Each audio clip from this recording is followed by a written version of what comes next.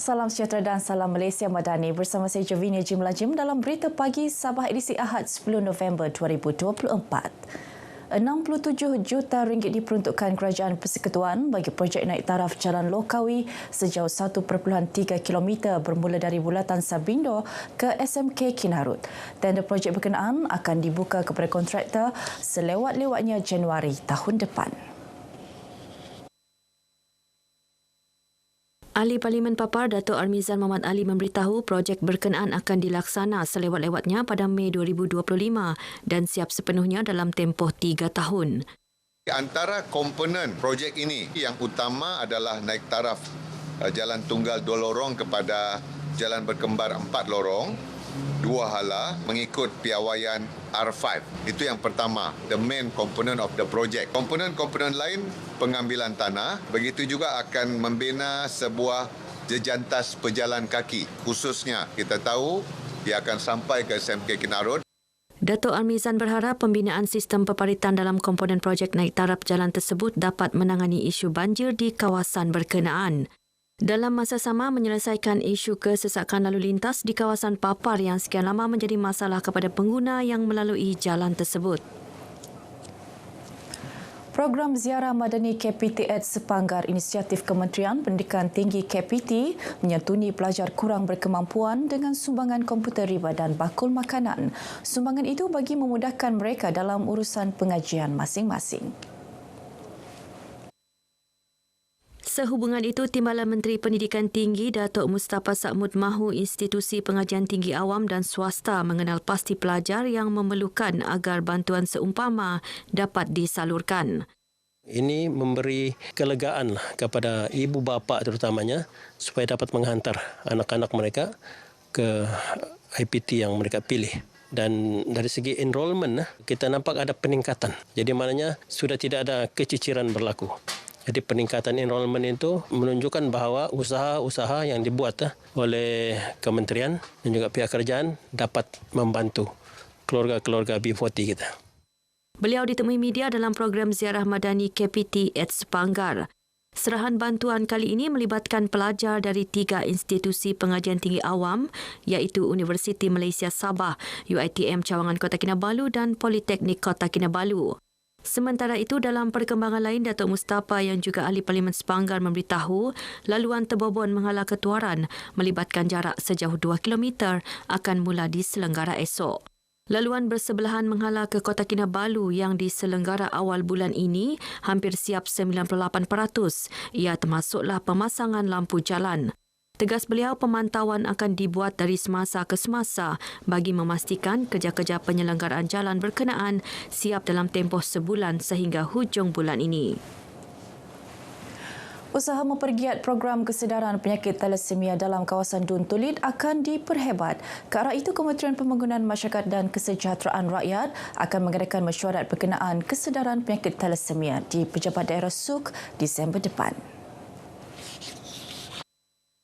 Pembantu Menterinya Datuk Flovia Eng berkata mesyuarat akan melibatkan pelbagai pihak, antaranya Hospital Keningau, Bulan Sabit Merah Malaysia serta Pertubuhan Bukan Kerajaan NGO berkaitan. Dengan adanya mesyuarat tersebut, program kesedaran dapat dipercepat seawal tahun depan. Ia penting untuk mengesan golongan remaja khususnya yang tercicir daripada menjalani pemeriksaan saringan thalassemia di sekolah.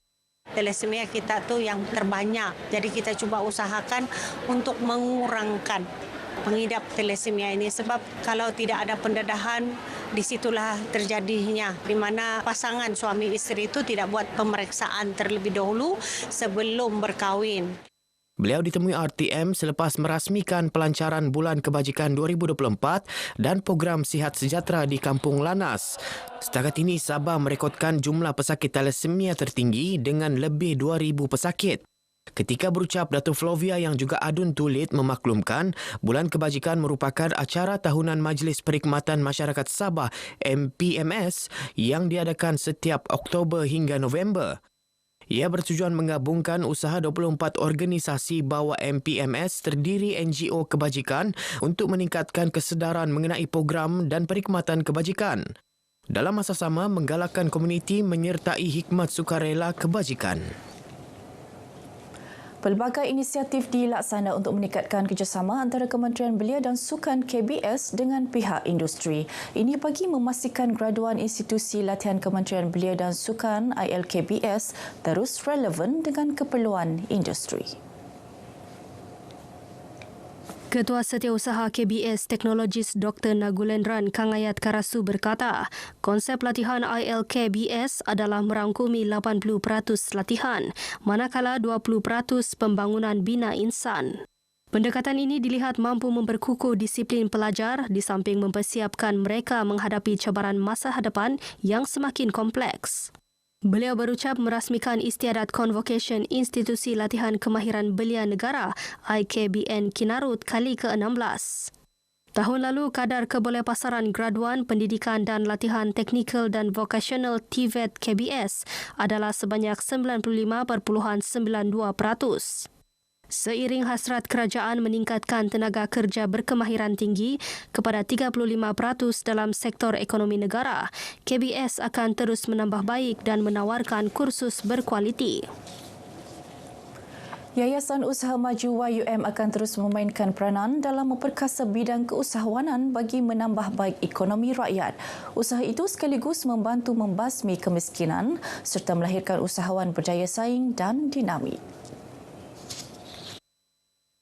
Pengarahnya Rozli Sindong berkata, melalui perkhidmatan yang disediakan YUM membolehkan usahawan mengembangkan perniagaan masing-masing untuk menambah pendapatan isi rumah, seterusnya merancakan lagi ekonomi negeri. Alhamdulillah, 2 tahun terakhir ini, khususnya selepas kita mengharungi era COVID, pencapaian Yayasan Usaha Maju dari segi penyiaran pinjaman meningkat. Setakat 10 bulan ini pun kita sudah menghampiri 60 juta penyiaran pinjaman dan insyaAllah sehingga ujung tahun ini kita berusaha untuk ianya melepasi angka 60 juta itulah. Beliau ditemui RTM dalam Majlis Anugerah Usahawan YUM Cawangan Kinabatangan tahun 2023. Masa akan datang kami akan berlipat ganda lagi keupayaan kami untuk bekerjasama kepada ahli jawatan kuasa yang diterjui oleh Puan Rosma Ansor untuk melipat ganda lagi program yang lebih baik supaya dapat memangkin pengiterapan kepada ahli usahawan yang menerima anugerah pada tahun ini. Saya memang mengharap dan akan datang dapat membuka ruang dan peluang kepada khususnya di negeri Sabah ini, ahli-ahli kami, usahawan-usahawan kami mendapat input yang boleh mencabar diri sendiri untuk keluar daripada zon selesai yang ada sekarang ini untuk lebih proaktif di masa akan datang. Alhamdulillah, saya amat-amat berterima kasih kerana daripada Yayasan Usaha Maju ini juga kita dapat banyak membantu dengan saya, keluarga saya daripada rendah, setengah dan terus tinggilah. Harapan akan lebih maju lagi lah. 6 anugerah disampaikan dalam majlis ini, antaranya Anugerah Pusat Cemerlang, Usahawan Terbaik, Ahli Setia, Ahli Aktif dan Anugerah Ketua Pusat Terbaik. YUM Kinabatangan mempunyai 230 ahli dengan 26 pusat di seluruh daerah. 21 pasukan dari seluruh Sabah dan wilayah Persekutuan Labuan menyertai kejohanan bola jaring Piala Toh Puan ke-10 tahun 2024. Pasukan terdiri dari pelbagai jabatan dan agensi kerajaan serta syarikat berkaitan kerajaan GLC. Presiden Persatuan Bola Jaring Negeri Sabah Sabana, Cenderamata Sinteh berkata, kejohanan ini menggalakkan golongan wanita bergiat aktif dalam sukan sekaligus mengeratkan hubungan silaturahim antara jabatan, agensi dan GLC yang terdapat di negeri ini. Kita pada tahun ini untuk pertama kalinya menggunakan 2 gelanggang. Iaitu gelanggang di sini sebab dia ada 1 gelanggang saja dan besok setengah hari kita akan gunakan sebahagian daripada gelanggang Yayasan Sabah.